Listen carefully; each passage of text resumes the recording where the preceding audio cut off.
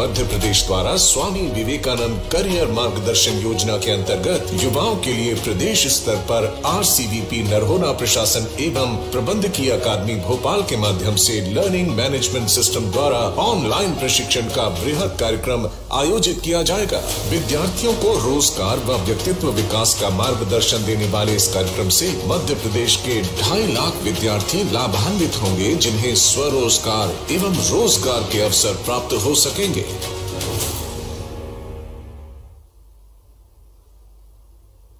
और अब निवेदन माननीय मुख्यमंत्री जी से एवं सभी गणमान्य अतिथिगणों से कि अब हम अनुरोध करना चाहेंगे माननीय मुख्यमंत्री जी से कि रिमोट का बटन दबाकर डिजिटल लॉकर का शुभारंभ करें।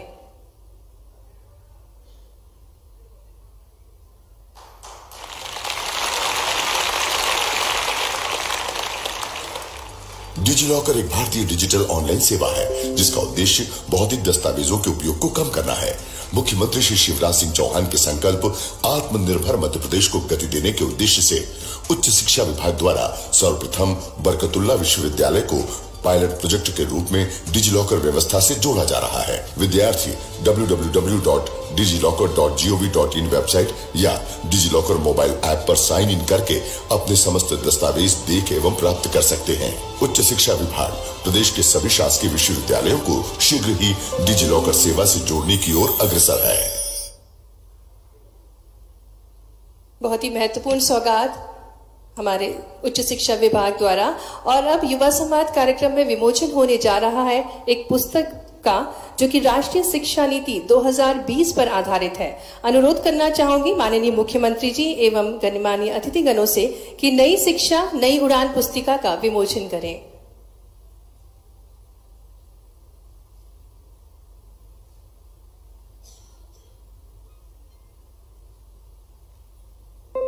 तालियों के साथ इस विमोचन में हम सहयोगी बनेंगे। नई शिक्षा नई उड़ान पुस्तिका।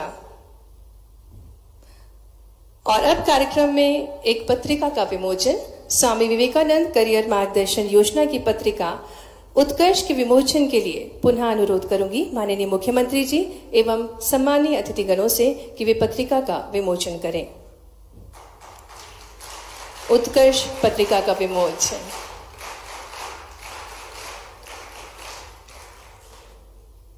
धन्यवाद माननीय मुख्यमंत्री जी एवं सम्मानीय अतिथिगण। आज युवा संवाद 2022 कार्यक्रम के माध्यम से मध्य प्रदेश के प्रत्येक संभाग से एक प्रतिभाशाली विद्यार्थी को सम्मानित किया जाएगा। कार्यक्रम में आगे बढ़ते हुए सम्मान समारोह की शुरुआत करेंगे। सबसे पहले मैं आमंत्रित करना चाहूंगी श्री यशवंत परमार को, जो कि शासकीय कला एवं विज्ञान महाविद्यालय रतलाम के छात्र हैं, BA 3rd ईयर के छात्र हैं। श्री यशवंत परमार की विभिन्न क्षेत्रों में महत्वपूर्ण उपलब्धियों के लिए इन्हें माननीय मुख्यमंत्री एवं माननीय राज्यपाल द्वारा सम्मानित किया गया है। आपको ढेरों शुभकामनाएं, बधाइयां। और अब अगली कड़ी में सुश्री दीपमाला शर्मा, जो कि शासकीय महाविद्यालय बड़वाहा MSW 4th सेमेस्टर की छात्र हैं, और दीपमाला शर्मा जन साधारण हेतु उत्कृष्ट कार्य किए जाने के आधार पर इन्हें विभिन्न स्तरों पर सम्मानित किया गया।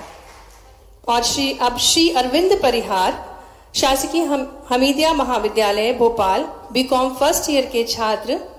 अरविंद ने थाई बॉक्सिंग स्टेट प्रतियोगिता 2021 एवं नेशनल प्रतियोगिता 2022 में गोल्ड मेडल प्राप्त किया है।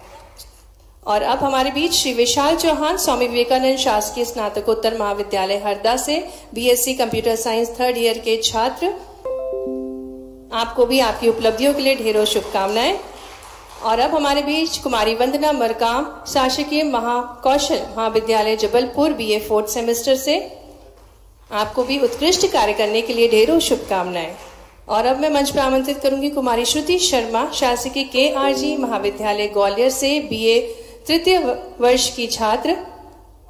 आपको भी ढेरों शुभकामनाएं। और अब हमारे बीच श्री हेमंत कुमार, जो कि शासकीय MJS महाविद्यालय भिंड BA 3य वर्ष के छात्र हैं।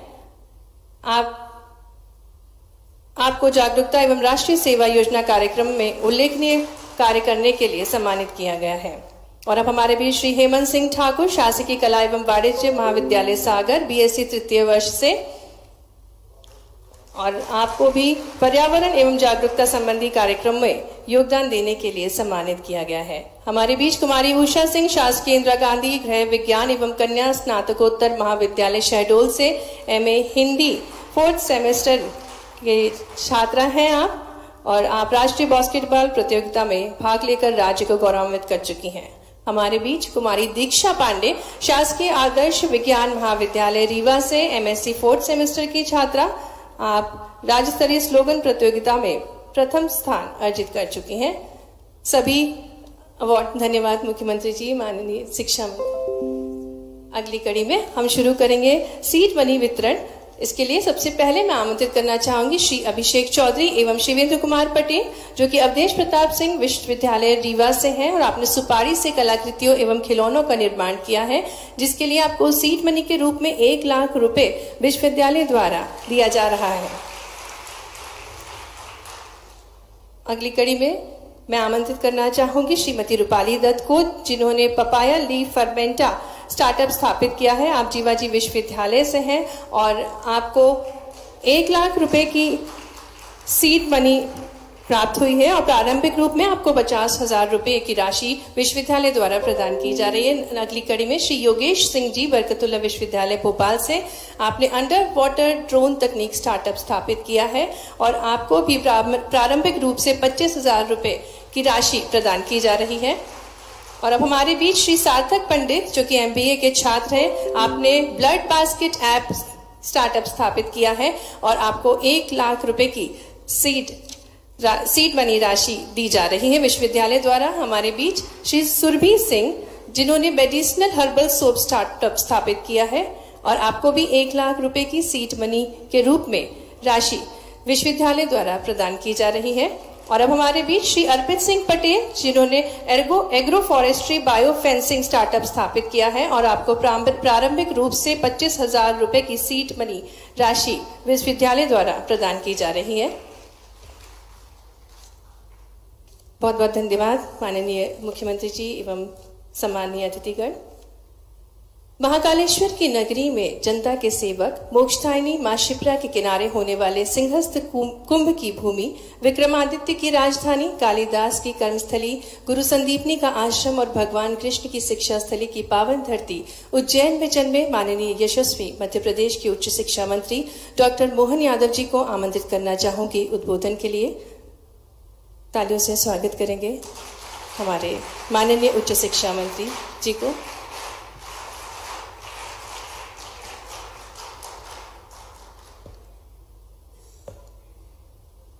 कुशाभाऊ ठाकरे सभागार में आज हमारे बीच हमारे यशस्वी मुख्यमंत्री श्रीमान शिवराज सिंह जी चौहान युवा संवाद कार्यक्रम में हमारे बीच हमारे आग्रह पर उच्च शिक्षा विभाग में पधारे। जोरदार ताली बजा करके हमारे अपने यशस्वी मुख्यमंत्री का अभिनंदन करें, स्वागत करें।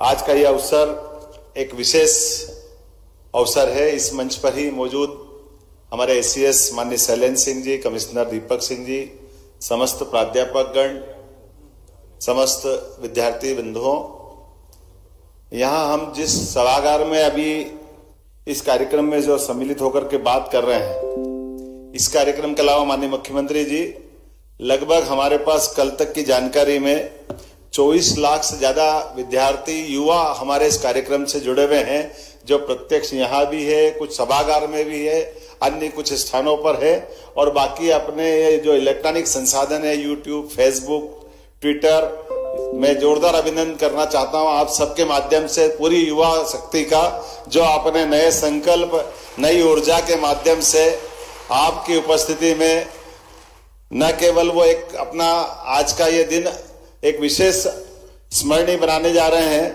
हम सब इस बात के लिए माननीय मुख्यमंत्री का धन्यवाद अदा करते हैं। आप ही के नेतृत्व में विभाग ने नई शिक्षा नीति 2020 सबसे पहले देश में लागू करने का प्रयास किया। ये हम सब के लिए गौरवान्वित करने वाली बात है, जिसके भरोसे से अब पूरा देश हमारी तरफ देख रहा है कि नई शिक्षा नीति के माध्यम से जो नवाचार हमने किए हैं, जिस तरह से हमने कदम बढ़ाए हैं, वो आज के युवाओं के लिए उनके जीवन में और खास करके शैक्षणिक जगत में कैसे मील का पत्थर साबित होंगे।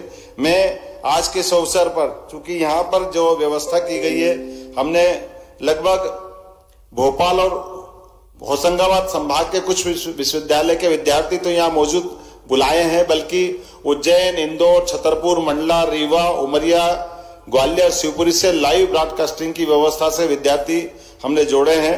जो मैंने पूर्व में भी कहा था कि आज के इस अवसर पर जो विद्यार्थी पूरे प्रदेश के अंदर, हमारे लिए ये सौभाग्य की बात है, आज ऐसे हमारे लिए संवादकर्ता हमारे बीच मौजूद है, यशस्वी मुख्यमंत्री, जो इनने अपने जीवन काल में ही, विद्यार्थी काल में ही विद्यार्थियों की अपनी एक अलग पहचान बनाई थी। छात्र संघ के माध्यम से आप अध्यक्ष बने और संघर्ष की भी पराकाष्ठा हुई जब आपने उस शैक्षणिक काल में ही, आपातकाल जैसे कठिन काल में भी एक तरह से अपने आप को उस भट्टी में सोने की तरह तपा करके अपने बीच में लाए, जिसका लंबे समय तक हमको इस रूप में आप दिखाई दे रहे, जो जीवन के सब क्षेत्रों में एक के बाद एक उल्लेखनीय उपलब्धियां आपके माध्यम से हुई है। मैं एक बार फिर आपका विभाग में स्वागत करता हूं, अभिनंदन करता हूं, और खास करके इस नाते से भी कि हमारे लिए कोरोना के कठिन काल के बावजूद भी अगर आपसे हमने जहां भी जब जरूरत पड़ी तो आपसे बातचीत करने के बाद रास्ता निकाला।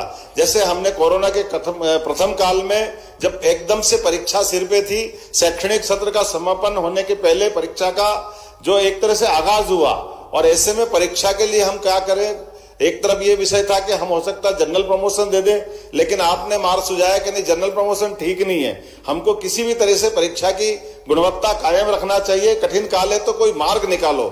मैं आपको धन्यवाद देना चाहूंगा। आपके परामर्श के बाद हमने पहली बार ओपन बुक परीक्षा प्रणाली के माध्यम से परीक्षा आयोजित करी, जिसमें बाद में कई सारे राज्यों ने हमारी उस परीक्षा प्रणाली का एक तरह से अनुवर्तन किया। मैं आपका ही आभार मानना चाहूंगा। जब दूसरे काल में आपने कहा कि अगर अपन ने फाइनल की परीक्षा ली थी, लेकिन द्वितीय काल में यद्यपि लहर बहुत कठिन थी, ऐसे काल के बावजूद भी आपने उसी प्रकार से अपनी पढ़ाई के प्रति, व्यवस्था के प्रति और खास करके शैक्षणिक सत्र को लागू करने में नई शिक्षा नीति की तरफ भी आपने हौसला बढ़ाया। मैं आपका अभिनंदन करना चाहूंगा कि हमने ऐसे कठिन काल में नई शिक्षा नीति को लागू करने का गत वर्ष प्रयास किया।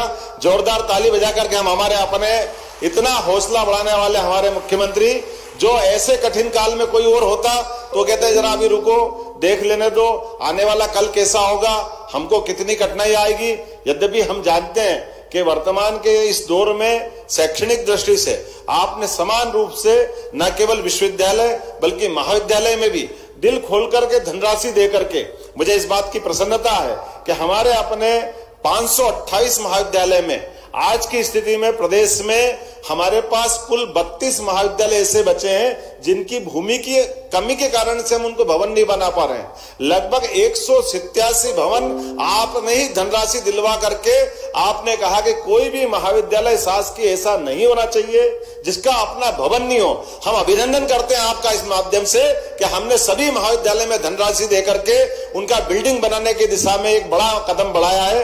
आज के इस अवसर पर लगभग 42 हमारे प्राइवेट विश्वविद्यालय, 16 हमारे शासकीय विश्वविद्यालय, लगभग 528 हमारे गवर्नमेंट कॉलेज और 1500 के आसपास शासकीय और प्राइवेट कॉलेज मिला करके जो वर्तमान का माहौल शैक्षणिक जगत का बढ़ रहे हैं, उसी के कारण से जो GER हमारा 2020 में लगभग 20% के आसपास था, वो खसकते खसकते 24 और 24 से बढ़ करके अगर इस बार का सकल पंजीयक आएगा तो वो हमारा 30% से ऊपर जा रहा, जो 27% राष्ट्रीय औसत से भी 3% आगे निकल गया। ये केवल आपके ही नेतृत्व का कमाल है, आपके ही नेतृत्व में हम लगातार आगे बढ़ रहे हैं। ये आपका ही नेतृत्व का कमाल है कि जब हमारे सामान्य विश्वविद्यालय, शासकीय विश्वविद्यालय कृषि क्षेत्र में भी पढ़ाने के लिए आगे बढ़ रहा है और न केवल उसका योग्य रिस्पांस मिल रहा है बल्कि वो एक तरह से क्रांति हुई है पूरे देश में।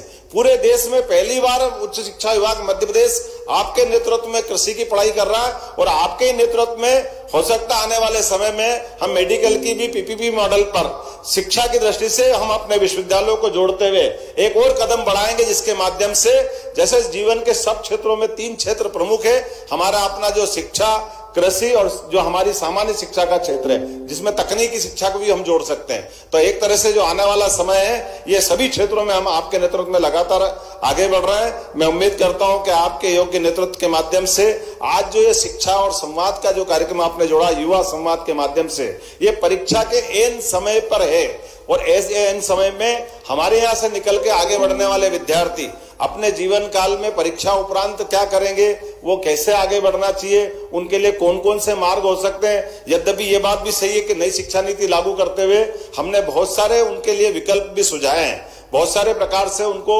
एक तरह से उनके जीवन की दृष्टि से आगामी मार्ग योग्य तरीके से प्रशस्त हो, तो हमने उनके बहुत सारे पाठ्यक्रम दिए, अलग अलग प्रकार की ट्रेनिंग भी कराने का प्रयास किया। हमने विवेकानंद कैरियर मार्गदर्शन योजना के माध्यम से आपके नेतृत्व में पिछली बार लगभग 3.5 लाख विद्यार्थियों को एक विशेष ट्रेनिंग का कार्यक्रम भी किया था, जिसमें आप स्वयं सम्मिलित हुए थे। हम उम्मीद कर रहे हैं कि आज के संवाद के बाद आपके पाथे से हम और आगे जाकर के कुछ अच्छे लक्ष्य तय करेंगे। एक बार फिर मैं आपका वंदन करता हूं, अभिनंदन करता हूं और स्वागत करता हूं। और इस युवा संवाद कार्यक्रम में एक तरह से अब आगामी यात्रा के लिए सारे सूत्र आपके हाथ में दे करके विभाग आपके साथ जैसा आप चाहेंगे वैसे कदम से कदम बढ़ाने को तैयार है। मैं एक बार फिर अभिनंदन करता हूं। बहुत बहुत धन्यवाद। भारत माता की जय। बहुत बहुत धन्यवाद माननीय शिक्षा मंत्री जी, आपके ऊर्जा वचनों के लिए बहुत बहुत धन्यवाद। और अब हम कार्यक्रम के सबसे महत्वपूर्ण चरण में शुरुआत होने जा रही है युवा संवाद की, जिसमें संवाद होगा युवाओं का हमारे माननीय मुख्यमंत्री जी से। मैं अनुरोध करना चाहूंगी माननीय मुख्यमंत्री जी से कि संवाद का शुभारंभ करें। चिंतक, विचारक व सबसे महत्वपूर्ण एक प्रेरक जो हमारे प्रदेश की युवा शक्ति को और मजबूती दे रहे हैं और आत्मनिर्भरता की ओर ले जा रहे हैं। निवेदन हमारे प्रिय मुख्यमंत्री जी से कि वे शुभारंभ करें युवा संवाद का।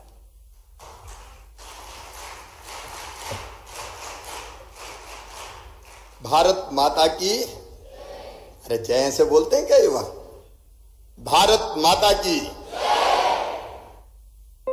मैं शुरू करूं कि आप शुरू करेंगे बेटी? माननीय मुख्यमंत्री जी, निसंदेह कठिन परिश्रम ही वास्तव में विद्यार्थियों को सफलता की ऊंचाइयों तक पहुंचाता है। इसी कठिनाइयों से लड़कर सफलता प्राप्त करने का मार्गदर्शन प्रदेश के छात्र छात्राएं आपसे चाहते हैं। इसी संदर्भ में प्रमुखता प्रश्न किए हैं बैतूल की कृतिका चौरसिया, ग्वालियर की सिमरन वर्मा एवं कटनी की अभिलाषा निषाद ने।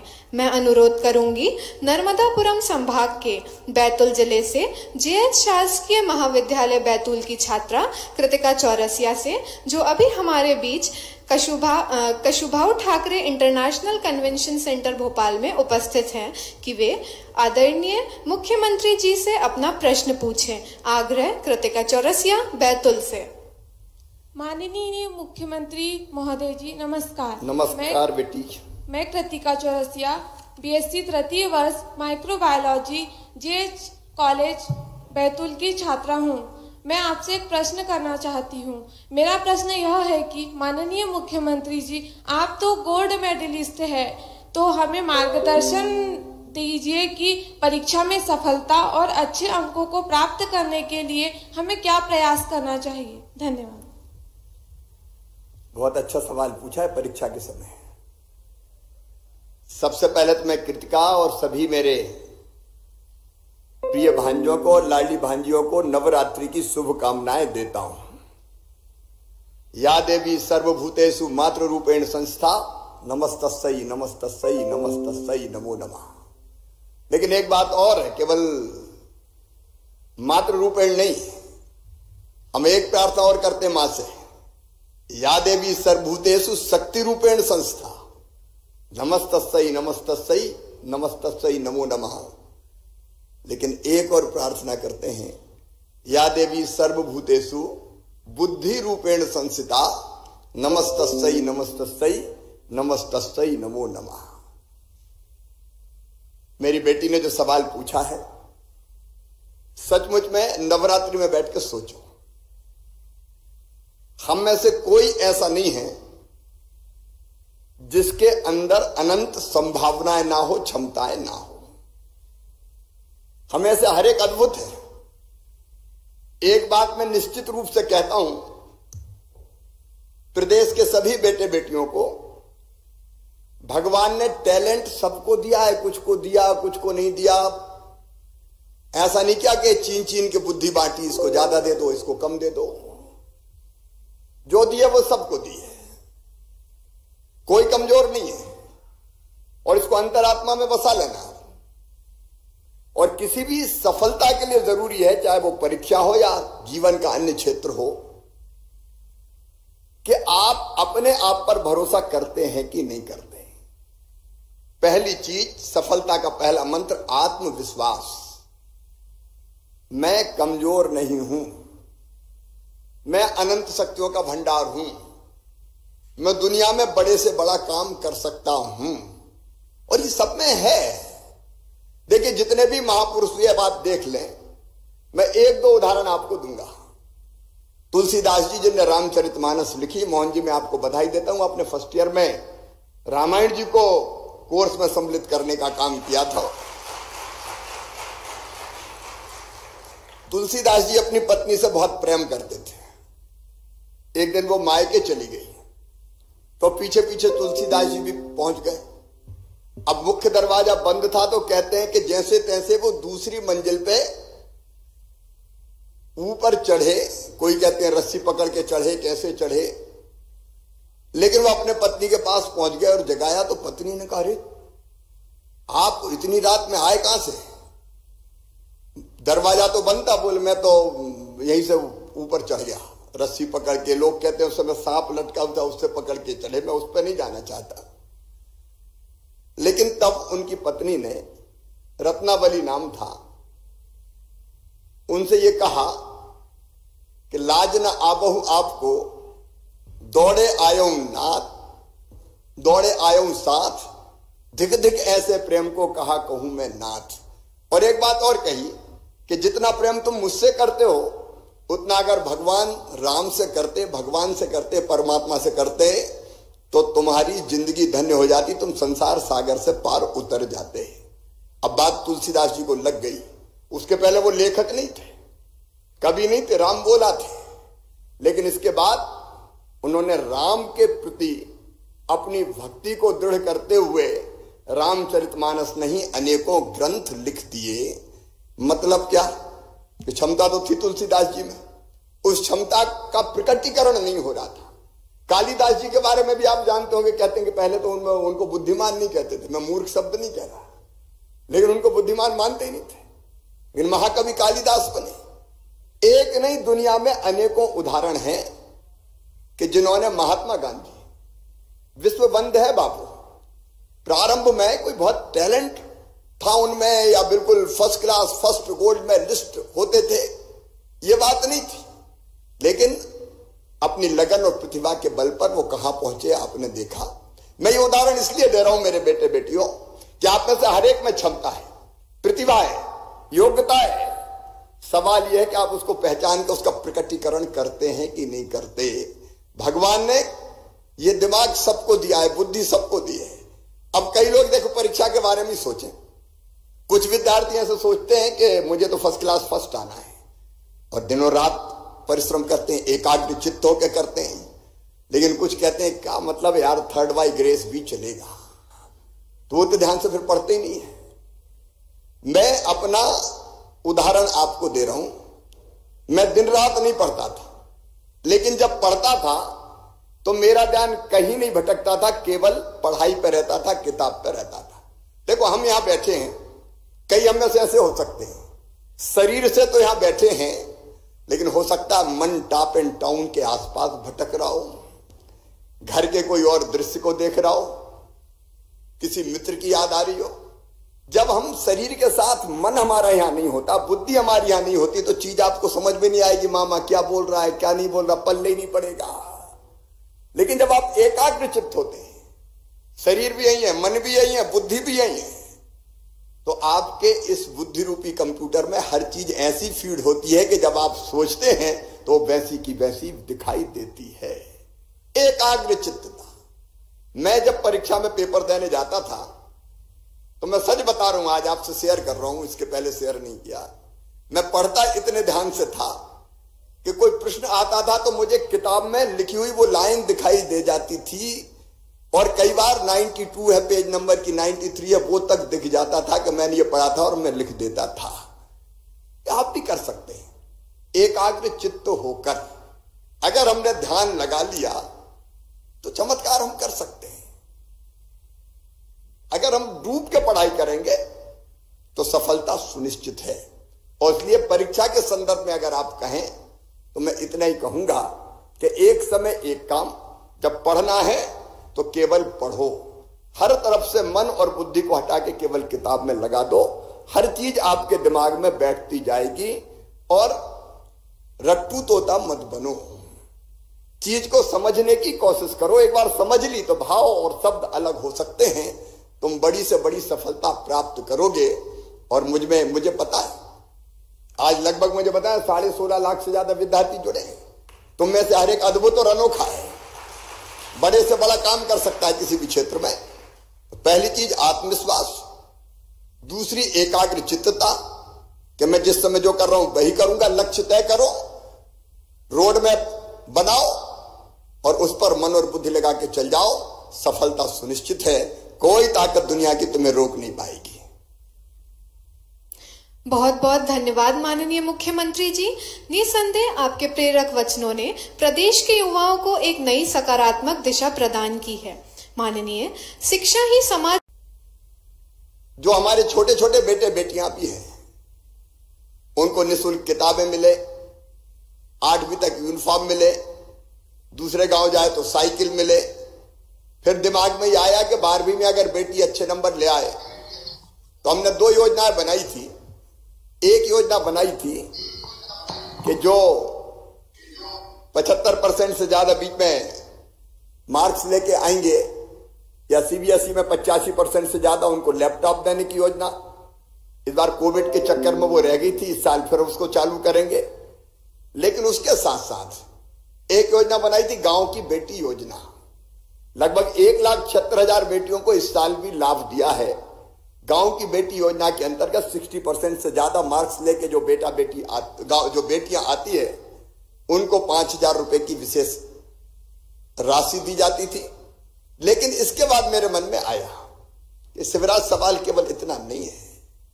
अगर किसी का एडमिशन मेडिकल कॉलेज में हो जाए, चिन्हित इंजीनियरिंग कॉलेज में हो जाए, IIM में हो जाए, IIT में हो जाए, किसी विदेशी यूनिवर्सिटी में हो जाए और उच्च शिक्षण संस्थान में हो जाए और पैसे पास ना हो तो क्या करें? एक रास्ता था कि बैंक से लोन ले लें, एजुकेशन लोन। लेकिन लोन बोझ जैसा लगता है। इसलिए मेरे प्रिय बेटा और बेटियों, 2 योजनाएं हमने बनाई। आज मैं आपको फिर उनको बताना चाहता हूं। एक, मुख्यमंत्री मेधावी विद्यार्थी योजना। अगर बेटी ने कहा MBA करना चाहते हैं तो MBA के लिए आप जानते हैं एंट्रेंस एग्जाम होता है। IIM इंदौर में भी आप जानते हैं, कई हमारे यूनिवर्सिटीज में BBA MBA के कोर्सेज हैं, अलग अलग यूनिवर्सिटीज में, महाविद्यालय में हैं। तो हम एंट्रेंस एग्जाम के माध्यम से हम प्रवेश ले लें और प्रवेश लेने के बाद आता है फीस का सवाल। तो मुख्यमंत्री मेधावी विद्यार्थी योजना में यह तय किया गया था, आज भी वो योजना लागू है। बीच में जरूर मामा नहीं रहे थे तो योजना गड्ढे में चली गई थी। मामा नहीं रहे थे मतलब यहां नहीं, उधर नहीं गए थे, मुख्यमंत्री नहीं रहे थे। अब हमने फिर से उस योजना को पूरी क्षमता के साथ प्रारंभ किया है। जो हमारे बच्चे 75% 12th में CBSE में 85% नंबर लाते हैं और उनका एडमिशन, इसमें कोई जाति और समाज का अंतर नहीं है। किसी भी समाज के वर्ग से आते हो, बेटा बेटियों में क्या भेद करना, जाति पाति पूछे नहीं कोई, हरि को भजे सो हरि को होई। तो उनकी फीस भरवाने का हमने फैसला किया। मुख्यमंत्री मेधावी विद्यार्थी योजना नंबर 1। दूसरी एक संबल योजना, जिसके अंतर्गत निर्धन परिवारों से आने वाले बेटा बेटियों की उच्च शिक्षा की फीस भरवाई जाती है। आज मैं आपको प्रसन्नता के साथ बता रहा हूं, ये केवल कह नहीं रहा हूं, पिछले 2 साल में भी IIM में 25 बच्चों की 2,50,00,000 रुपए से अधिक की फीस की प्रतिपूर्ति की गई। ऐसे ही टेक्निकल एजुकेशन के क्षेत्र में 2981 विद्यार्थियों के 28 करोड़ रुपए की फीस हमने जमा करवाई। मध्य प्रदेश में जो IIT है, NIT है, NIFT है, आईसर संस्थानों में 206 विद्यार्थियों के 6 करोड़ रुपए की फीस जमा करवाई। एक नहीं, ऐसे कुल मिला के 67,000 बेटा बेटियों के 237 करोड़ रुपए की फीस भरवाने का इंतजाम सरकार की तरफ से किया गया है। उदाहरण मैं एक दो आपको देता हूं। एक बेटी है मोहन जी उज्जैन की बेटी सोनम टैगोर, वो यूके में पढ़ रही है, MBA कर रही है। सरकार ने उसकी फीस 45,71,000 रुपए की प्रतिपूर्ति की है ताकि उस बेटी की पढ़ाई ना रुके। भोपाल का एक बेटा है निदित पवार भी यूके इंटरनेशनल बिजनेस मैनेजमेंट का कोर्स कर रहे हैं। उनकी 40,77,000 रुपए की फीस की प्रतिपूर्ति सरकार ने की है। महू के बेटा है पुष्कल मसानी, ये ऑस्ट्रेलिया से प्रोजेक्ट मैनेजमेंट इंजीनियरिंग का कोर्स कर रहे हैं। इनकी भी 55,48,000 रुपए की फीस भरवाई गई है। मैं अपने सारे भांजे भांजियों को आश्वस्त करता हूं, मेरे बेटा बेटियों, मेहनत से पढ़ाई करो। अपने टैलेंट के बल पर नीट की परीक्षा के माध्यम से मेडिकल कॉलेज में अगर एडमिशन हो गया तो मेडिकल कॉलेज की 1 साल की पढ़ाई की फीस है। प्राइवेट कॉलेजेज में अगर चले जाएं, सरकारी में कम है, लेकिन प्राइवेट में चले जाएं तो 7 लाख रुपया, 8 लाख रुपया साल। वो फीस भी आपके मम्मी पापा नहीं भरवाएंगे, आपका मामा ही भरवाएगा। प्रदेश की सरकार भरवाने का काम करेगी। और इसलिए खुशी के माध्यम से मैं सब बच्चों से कहना चाहता हूं, आप पढ़ाई की चिंता करें, फीस की चिंता से मामा निपट लेगा, सरकार व्यवस्था करेगी। आगे बढ़ते रहो, पीछे मुड़ के देखने की आवश्यकता नहीं है। और कहीं कोई कमी लगेगी तो फिर नई योजना बना देंगे, उसकी भी चिंता मत करना। बहुत बहुत धन्यवाद माननीय मुख्यमंत्री जी। शिक्षा के क्षेत्र में हमारी सरकार ने विभिन्न योजनाएं लागू की हैं ताकि मध्य वर्गीय लोगों को उसका उचित लाभ मिल सके। माननीय, दिन प्रतिदिन नौकरी के अवसर चुनौतीपूर्ण होते जा रहे हैं, जिसका सबसे अच्छा विकल्प स्वरोजगार है, जिसके माध्यम से जरूरतमंद लोगों को नौकरी के अवसर दिए जा सकते हैं। महोदय, स्वरोजगार के विषय में कुछ छात्र छात्राएं आपसे प्रश्न पूछना चाहते हैं, जिनमें प्रमुखता उमरिया की कीर्ति सिंह एवं नंदिनी गुप्ता, ग्वालियर की रुचि रजावत, छिंदवाड़ा के आकाश पटेल, दतिया के मुकेश ताम्रकार, अशोकनगर के राजीव मालवीय शामिल हैं। मैं शहडोल संभाग के उमरिया जिले की शासकीय स्नातकोत्तर महाविद्यालय की छात्रा कीर्ति सिंह से अनुरोध करूंगी कि वे माननीय मुख्यमंत्री जी के समक्ष अपना प्रश्न रखें। आग्रह कीर्ति सिंह, उमरिया से। Good afternoon, our honorable Chief Minister sir and dear Mama ji. I am Kirti Singh.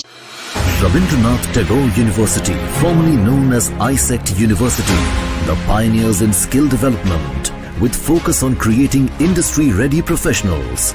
Join India's premier skill-based university, Rabindranath Tagore University.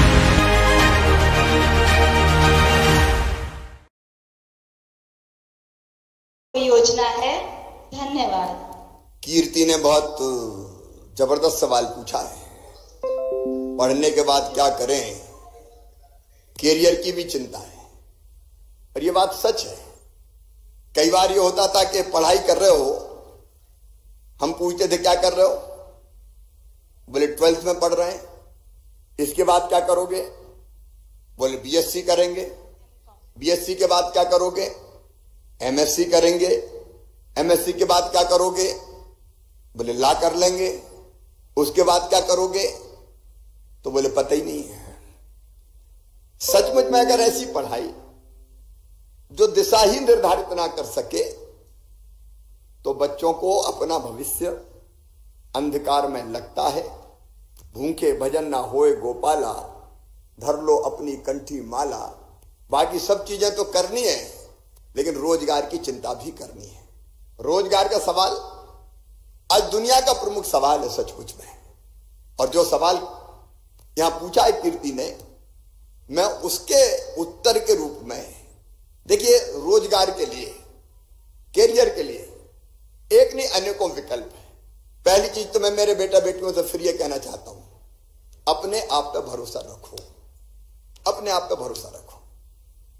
अगर आप कोई लक्ष्य तय करेंगे कि मुझे ये करना है और उसको प्राप्त करने की कोशिश करेंगे तो लक्ष्य हासिल कर ही लेंगे। लेकिन राहें कौन सी है? देखो, रोजगार के 3 ही रास्ते हैं। नंबर 1, सरकारी नौकरी।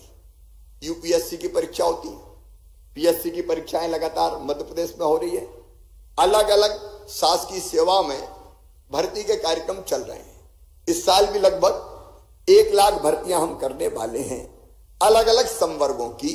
तो एक मार्ग है अपने पास कि हम शासकीय सेवा की तरफ बढ़ें, उसके लिए तैयारी करें, कॉम्पिटिटिव एग्जाम में बैठें, सफल हो और शासकीय सेवा के माध्यम से प्रदेश की, देश की सेवा करें। लेकिन सब शासकीय सेवाओं में जा नहीं सकते, ये भी सच है। अब मोहन जी तो लगातार कोशिश कर रहे हैं और बच्चे कॉलेज में आए, और बच्चे कॉलेज में आए और कॉलेज में एडमिशन लें। लेकिन बड़ी संख्या में बच्चे अगर पढ़ाई कर रहे हैं तो सबको व्यवहारिक रूप से सरकारी नौकरी संभव नहीं है। और इसलिए कीर्ति ने जो सवाल पूछा, क्या स्वरोजगार के भी कोई मार्ग है, क्या रास्ते हैं क्या, तो मैं आज उसी दिशा में कहना चाहता हूं। कल ही हमने एक बहुत प्रमुख योजना, मुख्यमंत्री उद्यम क्रांति योजना लॉन्च की है। मैं अपने बेटा बेटियों को यह बताना चाहूंगा कि इस योजना के अंतर्गत 12वीं पास हो, 12वीं पास हो, और अगर वो अपना छोटा उद्योग लगाना चाहता है, सर्विस सेक्टर में अगर कोई बिजनेस करना चाहता है, उसके पास इनोवेटिव आइडिया है, उसको वो आगे बढ़ाना चाहता है, तो 1 लाख से लेके 50 लाख रुपए तक का लोन बैंक देंगे। लेकिन कार्यक्रम है आजीविका मिशन के अंतर्गत, शहरी आजीविका 15 लाख रुपया तक मिल जाए और वो अपने भी एक बार देने की लीज रेंटल किराया 5,000 रुपए 3 साल तक हम लगातार देंगे। इसके अलावा अगर कोई पेटेंट कराना चाहता है अपने प्रोडक्ट को, अपने आइडियाज को, तो 5 लाख रुपए की सहायता उसमें भी देने का काम करेंगे। फिर प्रशिक्षण व्यय पूर्ति का जो रोजगार आप देंगे, आप अगर आपके पास स्टार्टअप्स हैं तो बच्चों को काम पे लगाएंगे, उनको प्रशिक्षण देने की जरूरत होगी, तो ऐसे बच्चों को जिनको आप प्रशिक्षण दे रहे हैं उनको भी प्रशिक्षण व्यय की पूर्ति 13,000 रुपया प्रति वर्ष के हिसाब से करने की योजना बनाइए।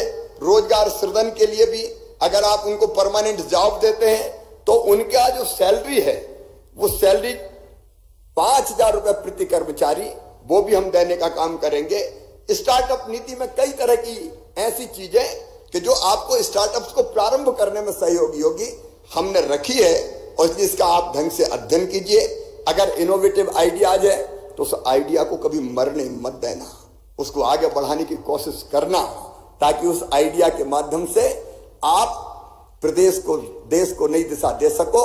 और रोजगार, स्वरोजगार की जो योजनाएं हैं उन पर भी आप, जो मैंने पहले बताया है, सहायता प्राप्त करके अपना काम खड़ा कर सकते हो। मैं चाहता हूं मेरे बेटा बेटियों, मध्य प्रदेश के बच्चे नौकरी मांगने वाले नहीं, नौकरी देने वाले बन जाएं। ये हो सकता है। अगर आपने पॉलिटेक्निक से डिप्लोमा किया है, आपने टेक्निकल एजुकेशन इंजीनियर हैं, आप अगर कॉन्ट्रैक्टर बनना चाहते हैं, हम कॉन्ट्रैक्टर में भी वही मुख्यमंत्री उद्यम क्रांति जो योजना है उससे पैसे दिलवाने का काम करेंगे। रास्ता बेटा बेटियों अनेकों है, सवाल है हिम्मत से उस रास्ते पर चलने की। आप चले तो सफलता निश्चित तौर पर सुनिश्चित है। और एक बात और मैं आपको यह कहना चाहता हूं कि जितने बड़े बड़े उद्योगपति हुए हैं उनमें से कई जन्मजात उद्योगपति नहीं थे। स्वर्गीय धीरू भाई अंबानी कहते हैं अपने जेब में 500 रुपया रेख के मुंबई आए थे और धीरे धीरे प्रयास करते करते रिलायंस नाम का एम्पायर खड़ा कर दिया। अपने प्रदेश के, अपने देश के, अपने प्रदेश के कई बच्चे चमत्कार कर रहे हैं। अपने देश के, अपने भारतीय मूल के कई लोगों को आप देख रहे हैं सिलिकॉन वैली में धूम मचा रहे हैं। और इसलिए आत्मविश्वास से और उत्साह से भरो। अनेकों रास्ते मैंने आपको बताए, उन रास्ते पर चलकर आगे बढ़ो और दूसरों को भी रोजगार देने का काम करो। एक और जो बात कौशल उन्नयन की पूछी थी कीर्ति ने, कौशल उन्नयन के लिए तो भोपाल में ग्लोबल स्किल पार्क बन रहा है, सिंगापुर के सहयोग से हम बना रहे हैं, और उसमें ऐसी ट्रेनिंग हम देंगे, काम ऐसा सिखाएंगे कि जिसके कारण कहीं भी तुरंत प्लेसमेंट हो जाए। सभी संभागीय जो हमारे ITI है उनको हम मॉडल ITI के रूप में डेवलप करने का काम कर रहे हैं। प्राइवेट यूनिवर्सिटीज भी इस दिशा में बहुत काम कर रही है, तो हम काम सीख के भी अपना काम प्रारंभ कर सकते हैं और दूसरी जगह भी जॉब प्राप्त कर सकते हैं। तीसरा रास्ता है, लगातार निवेश मध्य प्रदेश में आ रहा है। कोविड काल में भी मैं अपने बच्चों को बताना चाहता हूं 300 से ज्यादा उद्योग मध्य प्रदेश में आए, जिसमें 1 लाख से ज्यादा बच्चों को प्लेसमेंट मिलेगा, कई को मिल चुका है, कई को मिलने वाला है, और नया नया निवेश लगातार आता रहे। कल ही मोहन बैठे मेडिकल डिवाइस पार्क उज्जैन के लिए हमने स्वीकृत करने का काम किया है। अलग अलग औद्योगिक क्षेत्र हम बना रहे हैं और अलग अलग सेक्टर में निवेश आ रहा है, जिसमें हम रोजगार प्राप्त कर सकते हैं। तो ये अनेकों रास्ते हैं रोजगार प्राप्त करने के। जैसा कि माननीय मुख्यमंत्री जी ने उद्यम क्रांति योजना और कई योजनाओं की घोषणा की है, जिससे कई विद्यार्थियों को हर तरह से लाभ मिल सकता है। आपके समर्थन और मार्गदर्शन के लिए बहुत बहुत धन्यवाद। माननीय मुख्यमंत्री महोदय, बेटियों से भेदभाव के विषय में प्रदेश के विभिन्न क्षेत्रों से कई छात्र छात्राएं आपसे कुछ प्रश्न पूछना चाहते हैं, जिनमें रीवा से अंजलि शर्मा और आकांक्षा तिवारी, छिंदवाड़ा से मोनिका सिंह, ग्वालियर से प्रगति किरार, मोरैना से शैली तोमर, शिवनी से राहुल जैन, दतिया से सुल्ताना बानो। मैं रीवा संभाग के रीवा जिले की शासकीय TRS महाविद्यालय रीवा की छात्रा अंजलि शर्मा से अनुरोध करूंगी कि वे माननीय मुख्यमंत्री महोदय के समक्ष अपना प्रश्न रखें। आग्रह, अंजलि शर्मा, रीवा से। नमस्ते अंजलि। माननीय मुख्यमंत्री जी, आपको मेरा सादर प्रणाम। प्रणाम। मेरा नाम अंजलि शर्मा है। मैं गवर्नमेंट TRS कॉलेज रीवा से हूँ। मेरा आपसे यह प्रश्न है कि जैसा कि मैं संगीत की छात्रा हूँ, मेरा चयन राज्य स्तरीय संगीत प्रतियोगिता के लिए हुआ था, परंतु मेरे माता पिता ने मुझे जाने नहीं दिया। अर्थात मैं आपसे यह पूछना चाहती हूँ कि हम छात्राओं को छात्रों की तरह अधिकार कब मिलेगा? धन्यवाद। अंजलि ने एक बहुत महत्वपूर्ण सवाल पूछा है। हम जो बनना चाहते हैं, हम में जो नैसर्गिक क्षमता और प्रतिभा होती है, कई बार उस दिशा में हमें आगे बढ़ने नहीं दिया जाता। अपने मम्मी पापा माता पिता अपनी इच्छा हम पर लादने की कोशिश करते हैं। मैं सारे पेरेंट्स से यह अनुरोध करना चाहता हूं, कई बार तुम जो नहीं बने वो बच्चों को बनाने का सोचते हो। अपनी इच्छा और अपनी कुंठा हम अपने बच्चों पर लादने का काम ना करें। मैं खुद अपना उदाहरण बताता हूं। मेरे पिताजी मुझे डॉक्टर बनाना चाहते थे। पढ़ने में मैं ठीक ठाक था, गांव से पढ़ने आया था, तो सपने उनने देख लिए कि डॉक्टर बनेगा, प्रैक्टिस करेगा, घर में पैसा आएगा, आनंद भी रहेगा। अब मुझे कहा कि तू तो डॉक्टर बनना है। तो मैंने बेटा बेटियों 11 तक, 12th पहले नहीं थी, 11th होती थी हमारे समय में, ये 10+2 की शिक्षा नहीं थी। मैं मॉडल स्कूल TT नगर में पढ़ता था। तो मेरे फिजिक्स, केमिस्ट्री और बायोलॉजी ये मेरे विषय थे आमतौर पे, और पढ़ाई में मैं ठीक ठाक था। इमरजेंसी में मैं जेल चला गया था आपातकाल का विरोध करते हुए। कई बच्चों को पता नहीं होगा, उस समय इंदिरा जी ने 1975 में आपातकाल लगाया था। कई लोग बंद कर दिए थे, हमने विरोध किया तो हम भी बंद हो गए थे। तो बिना परीक्षा दिए जेल चले गए थे। बाद में जेल से निकलने के बाद मैंने परीक्षा दी। तो मेरे फिजिक्स में नंबर आए थे 178 आउट ऑफ 200।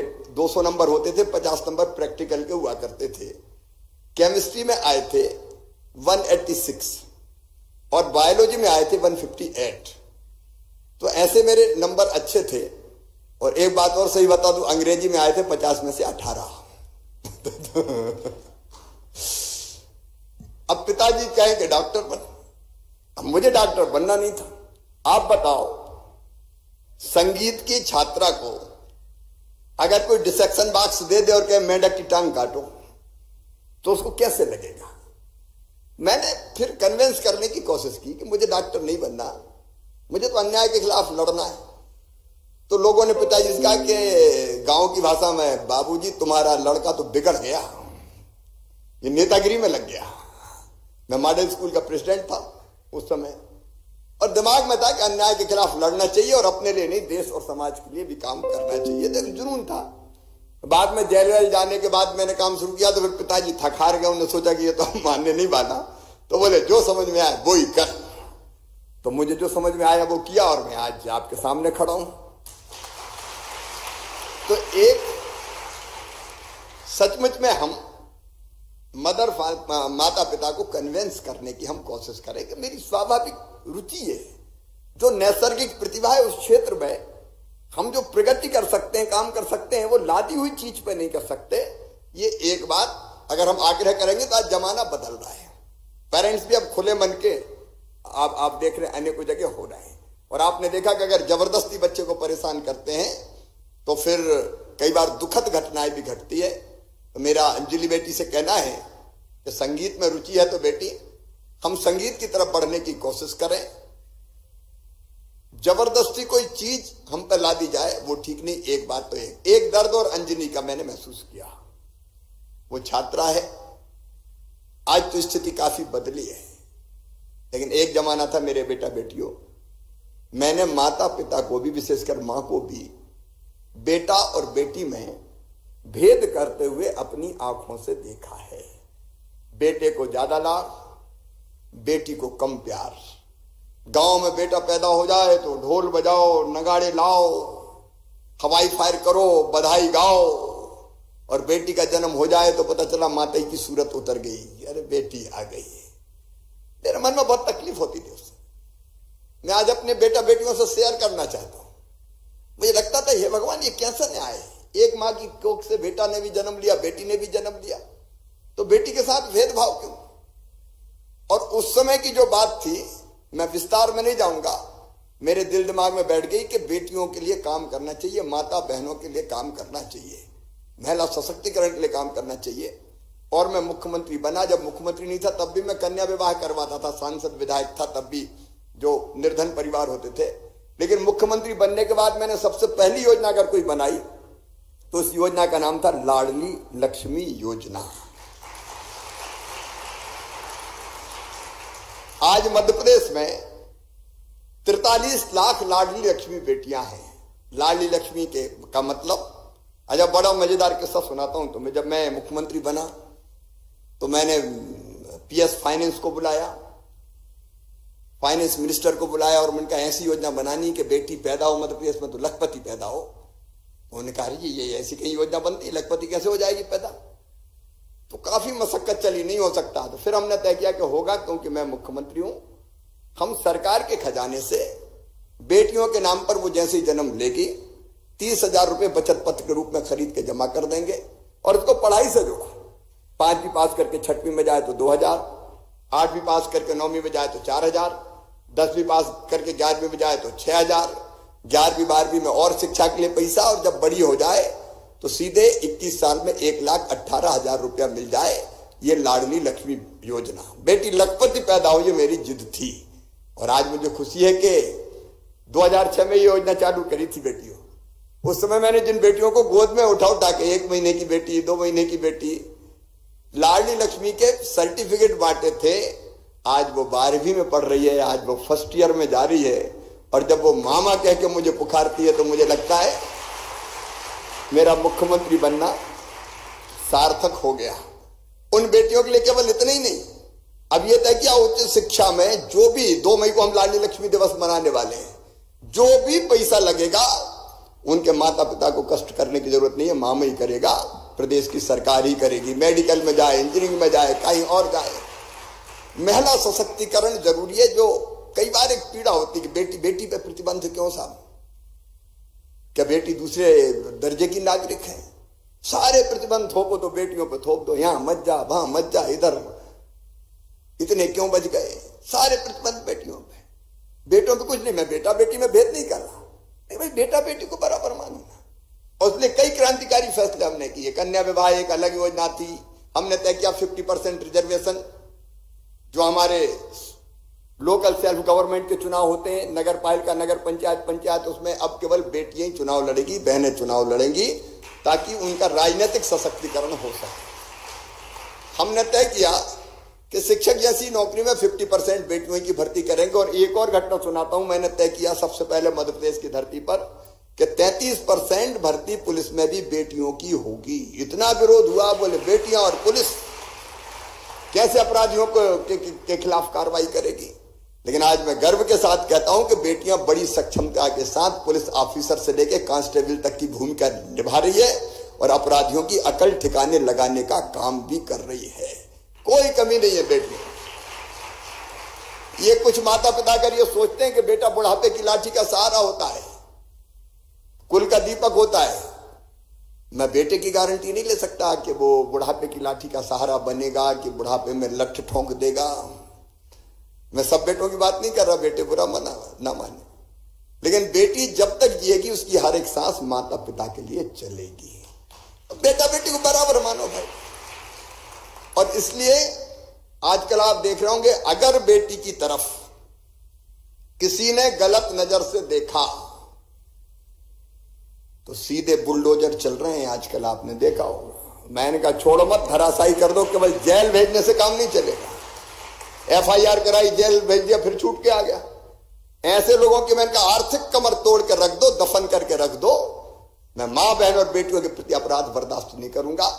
मैं सभी माता पिताओं को, पेरेंट्स को ये मैसेज देना चाहता हूं इस कार्यक्रम के माध्यम से, बेटी है तो कल है, बेटी के बिना ये सृष्टि नहीं चल सकती।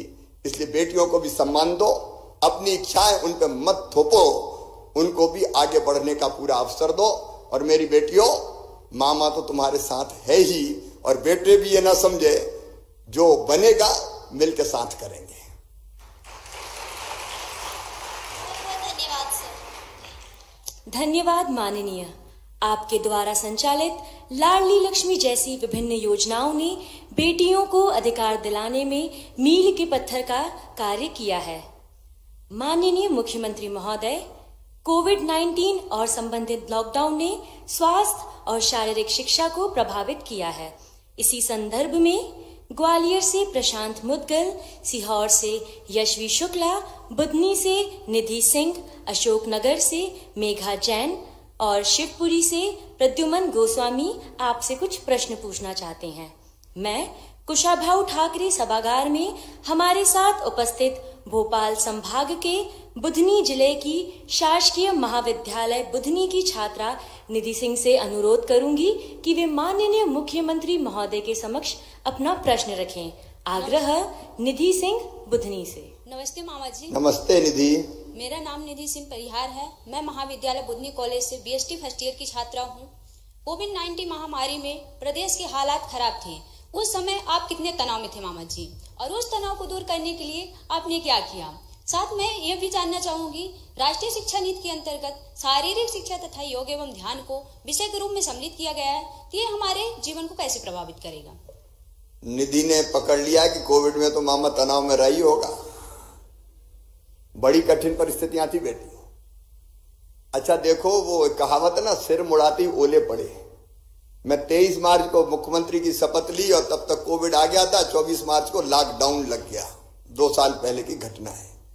एक ऐसी अनजानी बीमारी जिसके इलाज तक का हमें पता नहीं था, उससे कैसे निपटे ये तरीके पता नहीं थे। लेकिन शपथ लेके मैं सीधे बल्लभ भवन गया था और रात को 9 बजे बैठक हमने की थी। मैं बताना चाहता हूं कि उस समय एक जुनून पैदा हो गया था। देखिए, मनुष्य अगर ये ठान ले कि मुझे तो लड़ना है, तो लड़ने की क्षमता शक्ति भगवान अपने आप दे देता है। आप जो दृढ़ निश्चय कर लेते हो, वैसे रसायन आपके शरीर से अपने आप निकलने लगते हैं। मैं उदाहरण देता हूं कि आपको अगर सलकनपुर जाना है, निधि और मंदिर पे मैया के दर्शन करने जाना और पैदल चढ़ते हुए जाना है। आपने संकल्प कर लिया कि चढ़ूंगी मैं, तो बिना थकान के चढ़ जाओगी। लेकिन अगर कोई वैसे कह दे कि इतनी सीढ़ियां चढ़ जाओ, तो चढ़ सकते हो क्या? नहीं चढ़ सकते। आप दृढ़ निश्चय कर लेते हैं तो वैसी अंदर से क्षमताएं अपने आप पैदा होती है। उस समय मुझे लगा कि सबसे जरूरी चीज है जनता को कोविड से कैसे बचाएं। 500 से ज्यादा बैठ के मैं किए। हमारे उच्च शिक्षा मंत्री बैठे हैं, अधिकारी भी हमारे कई बैठे। रोज मैं बैठक करते ही था, देश में दुनिया में क्या हो रहा है उसकी जानकारी लेता था। इसके बाद अपने यहाँ क्या करना है। शुरू में तो ऐसी हालत थी कि सैंपल लेने भेजते थे तो पत्थर ही मारे लोगों ने, ये कहा सैंपल नहीं देते। उस समय कोविड मतलब किसी को हुआ तो पूरे मोहल्ले में सन्नाटा छा जाता था। लेकिन फिर हमने योजना बनाई कि अकेले सरकार ने, देखो मैं आज अपने शासकीय कर्मचारी अधिकारियों को, विशेषकर जो हमारे हेल्थ से जुड़े हुए हमारे जो डॉक्टर्स हैं, पैरामेडिकल स्टाफ हैं, नर्स हैं, वार्ड बॉय हैं, मैं उनको धन्यवाद देता हूं। मैं रेवेन्यू के या पुलिस के हमारे साथ ही गई, पूरे समय व्यवस्था बनाने में लगे रहे। नगर निगम, नगर पालिका के कर्मचारी, और काम करते करते कई कोविड से पीड़ित हो गए और कई ऐसे हैं कि केवल कोविड नहीं हुआ, उसके बाद हम उनको बचा भी नहीं पाए। वो भयानक दौर, लेकिन जिद उस समय एक ही थी कि कैसे जनता को बचाएं, और इसलिए हमने अलग अलग कार्य योजना बनाई। खूब टेस्ट करो, सैंपल लो, टेस्ट करो, पॉजिटिव आए तो फिर आइसोलेशन में ले जाओ।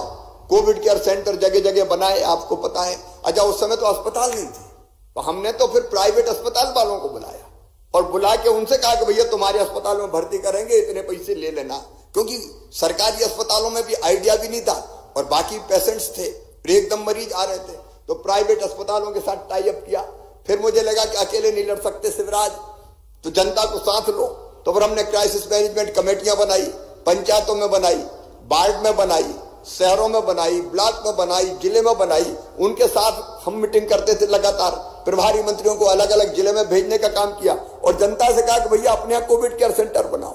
यहां तक कि हमने सरकारी स्कूलों को कोविड केयर सेंटर बना दिया, पंचायत भवनों को कोविड केयर सेंटर बना दिया और जनता से कहा कि तुम समझाओ कि लोग सैंपल दें, अगर पॉजिटिव हो जाए तो घबराएं नहीं, आइसोलेशन में चले जाएं, कोविड केयर सेंटर में भर्ती करें, और बड़े अस्पताल में ले जाने की जरूरत पड़े तो प्रशासन के साथ तुम इंतजाम करने का काम करो।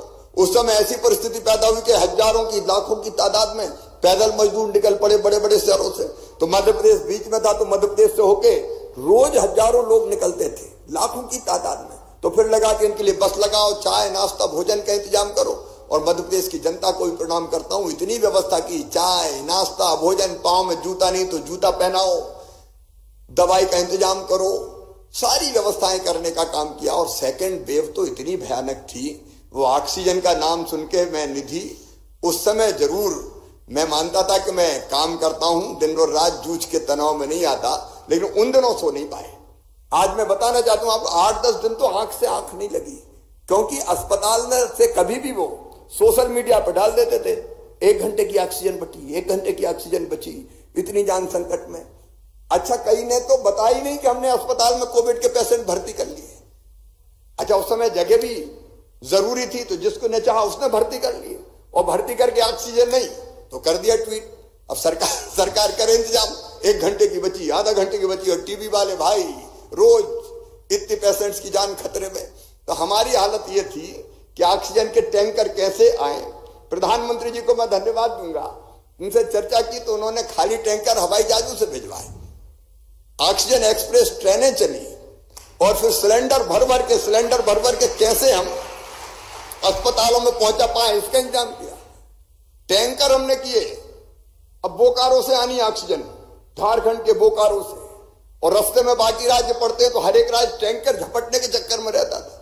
तो मेरी हालत थी कि मैं टैंकर के ड्राइवरों से बात करता था, कहां तक पहुंचे, तो कह रहे यहां तक पहुंच गए साहब, और पता चला कोई दूसरे राज्य ने झपटने की कोशिश की, बोले साहब पुलिस वाला बैठ गया और कह रहा इधर नहीं चलो इधर चलो।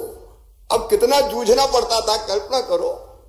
मुख्यमंत्री टैंकर के ड्राइवर से बात करके कहता था कि तकलीफ हो तो तुरंत बता देना, पुलिस लगाई, सायरन बजाती हुई आगे आगे टैंकर के चलती थी, लाल बत्ती जलती थी और सायरन बजता था, टैंकर आ रहा है छोड़ दो रास्ता। महाभयानक समय था, लेकिन सच में जहां चाह होती है वहां राह को निकलना ही पड़ता है। दृढ़ इच्छा शक्ति थी, जनता साथ थी, बच्चों ने भी एनसीसी एनएसएस के, मेरे बेटे बेटी बैठे, मैं सचमुच में उनको भी प्रणाम करता हूं।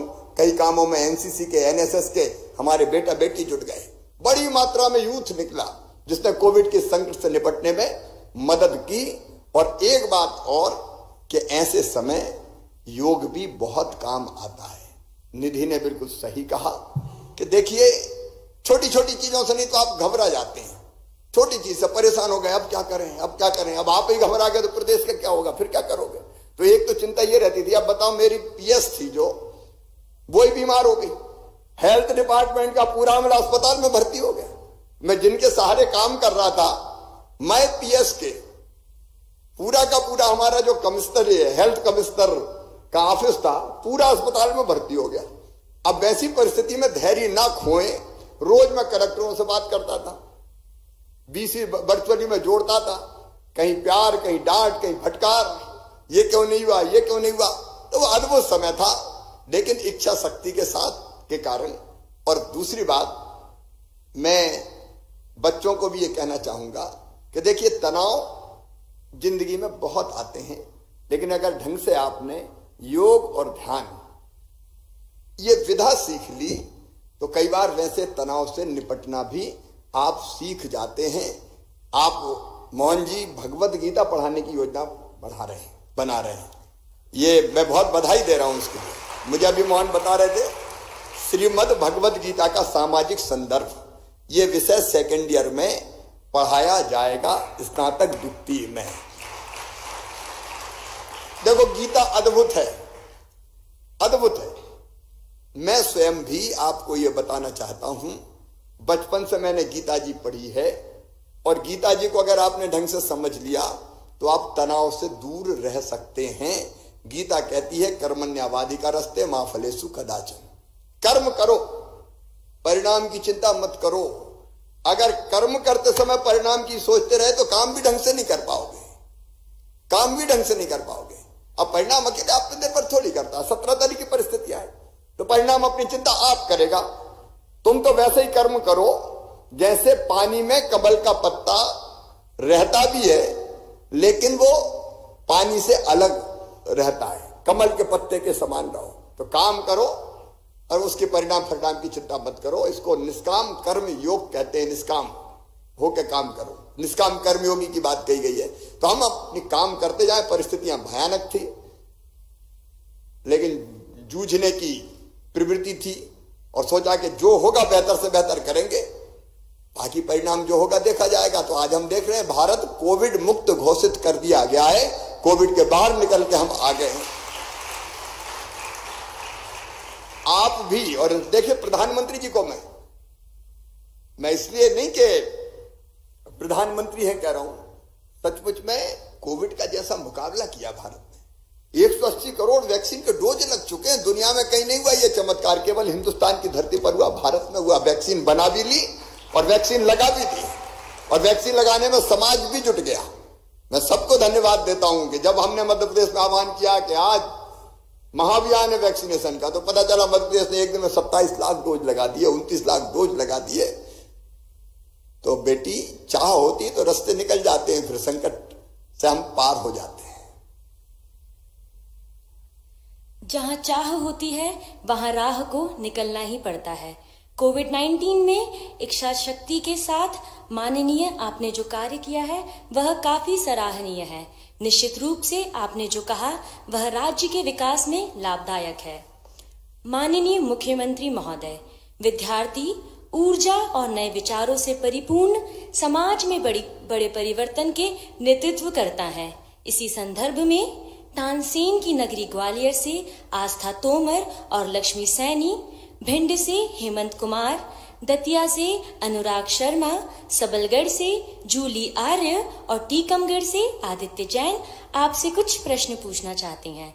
मैं अनुरोध करूंगी ग्वालियर संभाग के ग्वालियर जिले की जीवाजी विश्वविद्यालय की छात्रा आस्था तोमर से कि वे माननीय मुख्यमंत्री महोदय के समक्ष अपना प्रश्न रखें। आग्रह, आस्था तोमर, ग्वालियर से।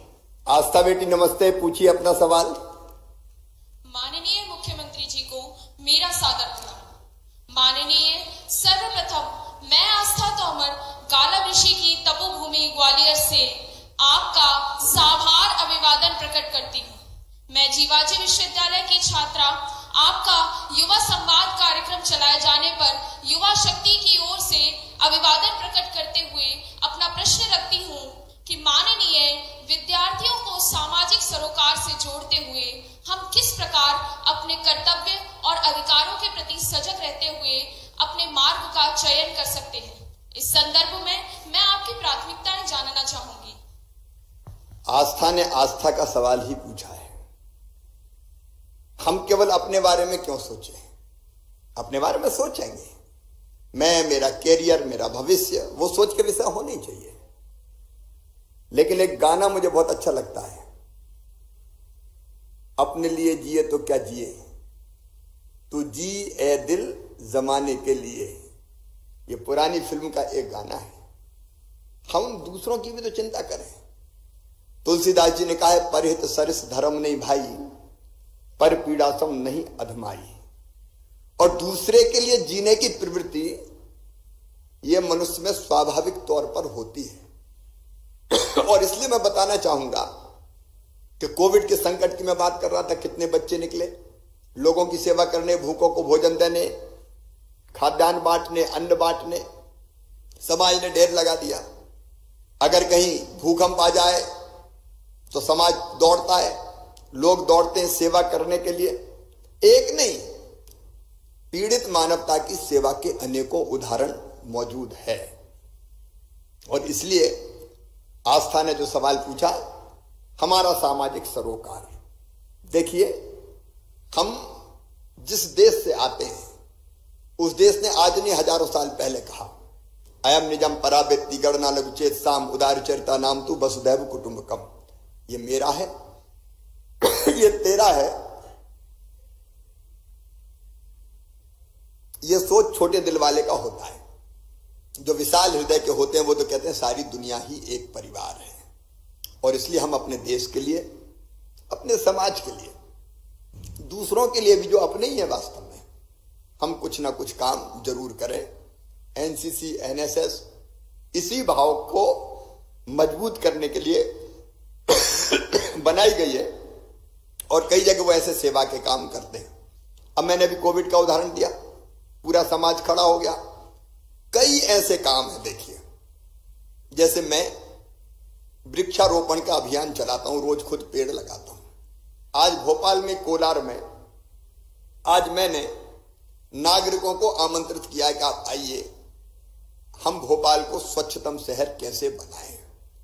इंदौर, उज्जैन में हमने उज्जैन गौरव दिवस बनाया और उज्जैन के लोगों ने तय किया उज्जैन को पॉलीथीन फ्री करेंगे, उज्जैन में आंगनबाड़ी ठीक चलेगी, उज्जैन में स्कूल ठीक चलेंगे, उज्जैन में व्यापक पैमाने पर वृक्षारोपण होगा। तो हमारे जीवन केवल हमारे लिए नहीं है। इंसान का मतलब क्या है?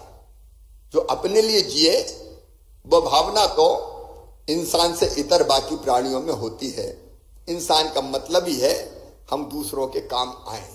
हमने एक विभाग बनाया, आनंद विभाग, और उस विभाग में तय किया कि आनंदम केंद्र खोलेंगे। आनंदम केंद्र क्या है कि आपके पास जरूरत से ज्यादा हो तो आप रख जाओ और जिसको जरूरत हो वो ले जाए। मतलब आपके पास 4 स्वेटर है और आपका काम 2 से चल सकता है, तो 2 आप एक स्थान पर रख दो आनंदम केंद्र पे। जिसके पास एक भी स्वेटर नहीं है वो उठा के ले जाएगा। तो एक तरफ देने का आनंद और दूसरी तरफ जरूरत पूरी होने का आनंद। दूसरों को देने में जो आनंद आता है आप कल्पना नहीं कर सकते। सामाजिक सरोकार अद्भुत शब्द है। मैं एक छोटी सी घटना आपको सुनाता हूं। एक दिन एक व्यक्ति जिद करने लगा सीएम हाउस में कि मुझे तो सीएम से मिलना ही है। मंगलवार का दिन था। मंगलवार को हमारी कैबिनेट होती है, तो उस दिन मैं आमतौर पर मिलता जुलता नहीं हूं क्योंकि जल्दी जाके ब्रीफिंग करनी पड़ती, फिर कैबिनेट करते हैं, अलग अलग विषयों पर फैसला होता है। तो मैंने कहा कि मंगलवार है, आज तो मुझे जल्दी जाना है। बोलने वो तो जिद कर रहा, मैं तो मिलूंगा ही चाहे कुछ हो जाए, रो रहा है। तो मैंने कहा जल्दी से बुलाओ। अब जब वो मिलने आया तो मैंने पूछा भैया जल्दी काम बताओ। तो भैया ने जब काम बताया वो ये था कि मैं अपने हाथ से आपको माला पहनाना चाहता हूं। तो मुझे गुस्सा आ गया। मैंने कहा आज मुझे कैबिनेट में जाना, तुम्हें माला पहनाने की पड़ी है। उसने कहा आप मुझे नहीं पहचाने। मैंने कहा नहीं, ध्यान नहीं आया। तो उसने कहा कि आप जब मेरे जिले में आए थे तो आपने मुझे देखा था, मेरा एक हाथ नहीं था, तब आप कलेक्टर से कह के आए थे कि इनका हाथ लगवाना है। मेरा वो हाथ अब लग गया है और मैं अब उन्हीं हाथों से आपको माला फूलों की पहनाना चाहता हूं। मेरे आनंद की कोई सीमा नहीं रही। पिछले दिनों एक दिन में अभी 10-12 दिन हुए होंगे, बंसल अस्पताल गया किसी को देखने। एक मां और उनके पति एक बेटे के साथ मुझे वहां मिले। बेटे ने मेरा फोटो हाथ में ले रखा था और मां ने जो व्यथा सुनाई, मां ने कहा कि मेरे 2 बेटा लीवर की बीमारी के कारण इस दुनिया से चले गए, उनकी मृत्यु हो गई और तीसरे को भी वही बीमारी हो गई। अब भैया तुम इसको कैसे भी ठीक करवाओ। 25-26 लाख रुपए का खर्चा था। मैं सच आज आपको हृदय के भाव बता रहा हूं। हमने तय किया कि बंसल में ही उसका ऑपरेशन होगा, क्योंकि डॉक्टर से टाई अप हो गया था। मैंने पूरे विभाग को भी लगाया और जब उसकी मां की ये खबर आई कि भैया ऑपरेशन हो गया और सफल हो गया और मैं दुआएं देती हूं तुमको, तो सचमुच में आनंद के आंसू मेरी आंखों से बह निकले।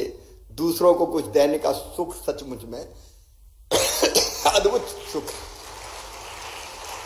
इससे बेहतर कुछ नहीं होता। आप इंसान हैं तो केवल अपने लिए नहीं, दूसरों के लिए भी करो जो वास्तव में पीड़ित हैं, प्रताड़ित हैं। अद्भुत आनंद मिलेगा।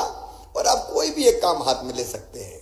आप बेटी बचाओ अभियान में भाग ले सकते हैं, आप नशा मुक्ति अभियान चला सकते हैं, आप शहर की सफाई में रुचि ले सकते हैं, आप किसी जरूरतमंद को पढ़ा सकते हैं, आप किसी को भोजन करा सकते हैं। छोटे मोटे कई काम हैं। प्राथमिकता आप तय कर लो क्या करना है। जैसे हमने आजकल अभियान चला रखा है, एक आंगनबाड़ी गोद लो। कुपोषण दूर करना क्या केवल सरकार की जवाबदारी है? क्या समाज की कोई ड्यूटी नहीं है? इतना बड़ा समाज है, इतना बड़ा प्रदेश है कि हम अपने बच्चों को कुपोषण से मुक्त करने के लिए कुछ दे नहीं सकते? सरकार करेगी। कई लोगों ने आंगनबाड़ी गोद ले ली है। नहीं, हम किसानों ने कई गांव में अभी गौरव दिवस में तय कर लिया कि हम हमारे यहाँ फसल पैदा हो रही है, आधा कुंटल हम आंगनबाड़ी में रखेंगे ताकि जरूरत जिन बच्चों को जिनका वजन है वो ढंग से भोजन कर सके। कितने काम हो सकते हैं समाज के सहयोग से। और इसलिए इनमें से कोई भी काम जरूर चुने, लेकिन एक काम मैं अपने बेटा बेटियों से कहना चाहता हूं, एक अच्छा काम कोई भी करना जो तुम्हारी रुचि हो। मैं तो आश्चर्य कि मैं भोपाल में रोज पेड़ लगाता हूं तो नई संस्था रोज आती पेड़ लगाने, कोई ना कोई संस्था अलग अलग। और जो वो बताते हैं कि हम गोबर के गोमूत्र और गोबर से ये चीज बना रहे हैं ताकि पशुधन की रक्षा हो जाए, कोई कहता हम गरीब बच्चों को पढ़ाने का काम कर रहे हैं, तो मन को अद्भुत आनंद आता। आखिर यही तो इंसानियत है, यही मनुष्यता है। और ये हमारे देश की विशेषता भी है। सब सुखी रहे, सब निरोग रहे, सबका मंगल हो, सबका कल्याण हो। इसलिए एक कल्याणकारी काम जरूर हम करें। अपने लिए जिए तो क्या जिए, तू जी ए जमाने के लिए। इन्हीं विचारों से आपने जो मार्गदर्शन दिया है, यकीनन हम विद्यार्थी उस पर अमल करेंगे। आपका बहुत बहुत धन्यवाद। माननीय मुख्यमंत्री महोदय, भारत एक कृषि प्रधान देश है। इस कृषि प्रधान अर्थव्यवस्था में युवाओं की क्या भागीदारी हो सकती है, इस विषय में प्रदेश के विभिन्न क्षेत्रों से कई छात्र छात्राएं आपसे कुछ प्रश्न पूछना चाहते हैं, जिनमें उज्जैन से विधान सक्सेना और नेहा अलरिया, भिंड से आराधना भदौरिया, पिचौर से ईशा पुरोहित, नरसिंहपुर से गंगा पटेल, डिंडोरी से चंद्रभान सिंह पट्टा। मैं उज्जैन संभाग के उज्जैन जिले से शासकीय माधव विज्ञान महाविद्यालय के छात्र विधान सक्सेना से अनुरोध करूंगी कि वे माननीय मुख्यमंत्री महोदय के समक्ष अपना प्रश्न रखें। आग्रह विधान सक्सेना उज्जैन से। बोलिए विधान। जय श्री कुमार, मैं सक्सेना बीएससी प्रथम वर्ष शासकीय माधव विज्ञान महाविद्यालय उज्जैन का छात्र आपसे यह प्रश्न निवेदित करता हूं कि श्रीमान, राज्य सरकार द्वारा ऐसे क्या कार्य किए गए जिससे आधुनिक कृषि एवं पशुपालन और मत्स्य पालन के क्षेत्र में प्रगति हो सके और कृषि के क्षेत्र में लाभ के रास्ते प्रदान। एक तो मैं विधान आपको बताना चाहता हूं, मध्य प्रदेश की कृषि की जो विकास दर है हिंदुस्तान में सबसे ज्यादा है। 1 साल नहीं 10 साल से हमने अन्न के भंडार भर दिए मध्य प्रदेश में। हमारा गेहूं, हमारा धान, हमारा चना, हमारी फल, हमारी सब्जियां आज पूरी दुनिया में धूम मचा रही है।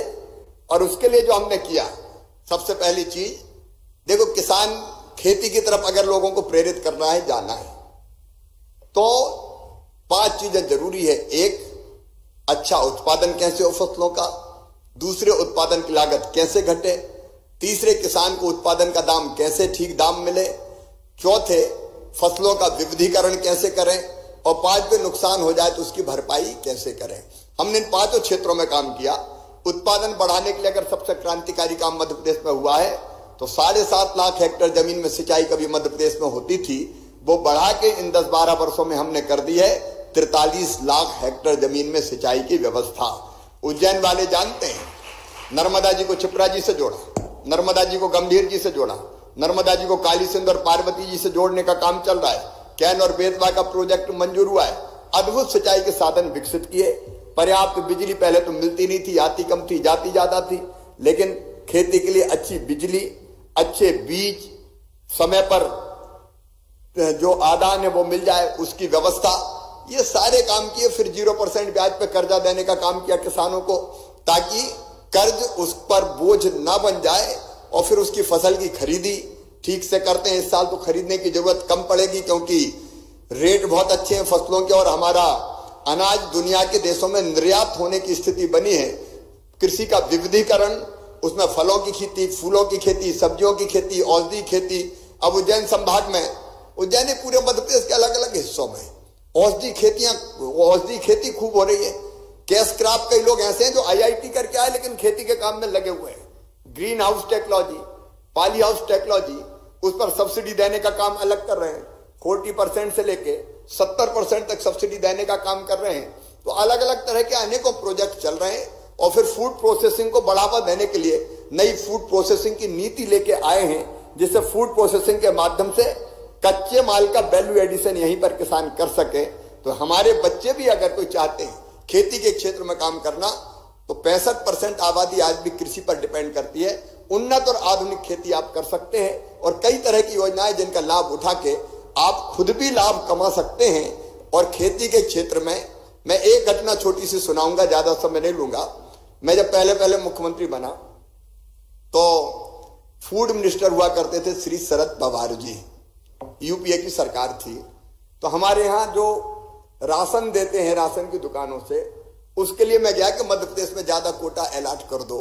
तो उन्होंने मुझसे कहा कि प्रोक्योरमेंट तो करते नहीं हो, मध्य प्रदेश से 100 क्विंटल तो गेहूं प्रोक्योर नहीं होता, और आ जाते हो मांगने की इतना दे दो, इतना दे दो, कहां से दे दें। तो मैं उनको कह के आया था कि एक दिन आएगा शरद पवार जी से कि मध्य प्रदेश इतना पैदा करेगा कि आपसे खरीदते नहीं बनेगा। और वो दिन आ गया। शरद पवार जी उस समय मंत्री थे, प्रणब दा उस समय फाइनेंस मिनिस्टर हुआ करते थे। तब अन्न के इतने ढेर लग गए मध्य प्रदेश में चारों तरफ कि खरीदने के लिए बारदाना नहीं मिला। बारदाना मतलब समझते हो, बोरा जो जूट का रहता है, बाद में प्लास्टिक का बनने लगा। तब फिर मैंने कहा कि हमने तो अन्न के भंडार भर दिए, अब तुम बोरा तो दे दो ताकि हम खरीदी करके हिंदुस्तान के अन्न के भंडार भर दें। मेरे बेटा बेटियों, कृषि के उत्पादन में मध्य प्रदेश ने, गेहूं के उत्पादन में पंजाब को पीछे छोड़ दिया, हरियाणा को पीछे छोड़ दिया, और आज अकेला मध्य प्रदेश सारे हिंदुस्तान को खिला सकता है। ऐसी स्थिति में हम पहुंचे हैं। तो जिनकी रुचि है वो कृषि के क्षेत्र में भी आके नई टेक्नोलॉजी का इस्तेमाल करके अपने आप को भी संपन्न और समृद्ध बना सकते हैं, और देश की भी सेवा कर सकते हैं। बहुत बहुत धन्यवाद माननीय मुख्यमंत्री जी, आपके मार्गदर्शन से हम लाभान्वित हुए। माननीय, हमारा मध्य प्रदेश तकनीकी और सौर ऊर्जा में प्रगति कर रहा है। इसी संदर्भ में मंडला के यशवीर प्रकाश एवं शिखा कुमरे, श्योपुर की Ankita Sharma. Rabindranath focus on creating industry-ready professionals. Join India's premier skill-based university.